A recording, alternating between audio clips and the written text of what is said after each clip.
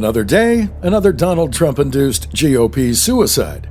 As the world was fixated on former President Donald J. Trump's indictment for allegedly having paid hush money to the pornographic film star Stormy Daniels and subsequently lying on his tax forms about it, something more significant occurred in Wisconsin. The fate of a critical electoral battleground state heading into what will surely be a nasty 2024 presidential election cycle was decided by the Democratic Party. The Wisconsin Democratic Party should be celebrating for having flipped the state's powerful Supreme Court in their favor, beating their Republican foes by a whopping 10 points.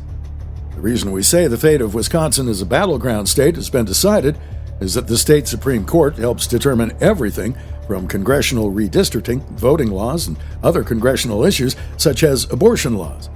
While Wisconsin has always leaned blue, it used to have a strong conservative showing. In fact, in 2016, the state defied expectations and broke for Trump, ending Hillary Clinton's dreams of a so-called blue wall, stopping Trump from winning that year. Frankly, Wisconsin was a winnable state for the GOP, if they had only spent half as much time on defeating statewide Democrats as the National Party spent on defending Donald Trump's inability to keep himself under control.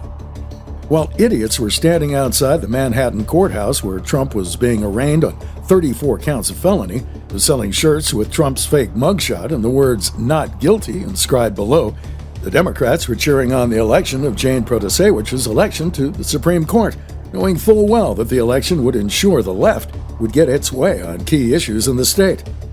This was the first time in 15 years that liberals gained a majority in the Wisconsin Supreme Court, hence why it's such a big deal, despite Wisconsin being a blue state.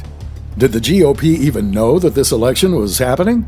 Where was Ronna McDaniel? What about representatives from the MAGA wing of the GOP?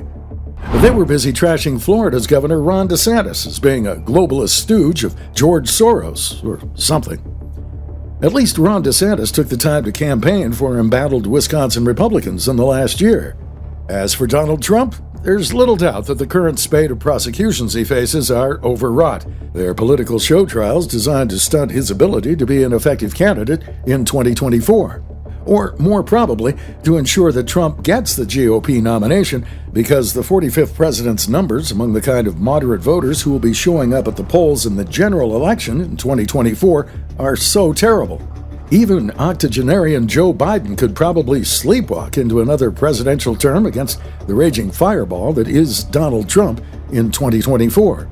But we shouldn't pretend as though Trump is entirely innocent in all of this. The Stormy Daniels trial is an absurdity born out of political deviousness by the Democratic Party. Yet, given Trump's character, or lack thereof, it is entirely obvious that the man is preternaturally incapable of containing his most excessive impulses. Whether he slept with this particular porn star or not, Trump's history of insatiable sexual conquest leaves him exposed in America's selectively puritanical political moment. While nothing he's done has risen to the level of jail time, it is obvious that Trump, who denies the accusations and pled not guilty to the charges in court, is a loose cannon. On some level, Trump's failures as a man brought him to this point.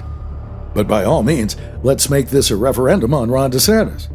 What an utterly insane time to be living in, where the Republican Party, the group that purportedly champions family values, continues propping up the man who appears to be opposed to those things, at least in his personal life, while refusing to support DeSantis, a man who stood by his cancer-stricken wife and who has a proven track record as both a provider for his family and is clearly a great father.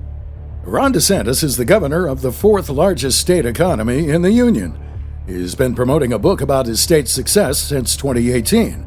The Florida governor had no greater obligation to the Republican National Committee, yet DeSantis took time out of his schedule to stump for the Wisconsin GOP this last year. Trump, meanwhile, rage-tweeted about George Soros. Unlike Trump, who appears only capable of kvetching about issues like election integrity on social media, DeSantis was trying to promote those Republicans in Wisconsin who could have fortified Wisconsin's now vulnerable electoral system going into 2024. Donald Trump is a former president of the United States. He is also a billionaire who has his own personal jet. We understand he was bogged down in a frivolous Manhattan court proceeding. The question must be why neither Trump nor his MAGA side of the GOP took the time to divert resources and personnel away from the presidential campaign, which is still a couple of months away from being in full swing, to put those resources into boosting the Wisconsin GOP in their critical Supreme Court race. But not to worry. We hear Trump is preparing a dynamite social media post about how he's going to own the libs, while attacking the one Republican leader, Ron DeSantis, who is owning the libs, and maybe making his state better in the process, all without wasting time and energy on social media. If the Republicans choose Trump in 2024, as they appear poised to do, it will end in as much of a disaster as 2020 did. As the former president might say, sad.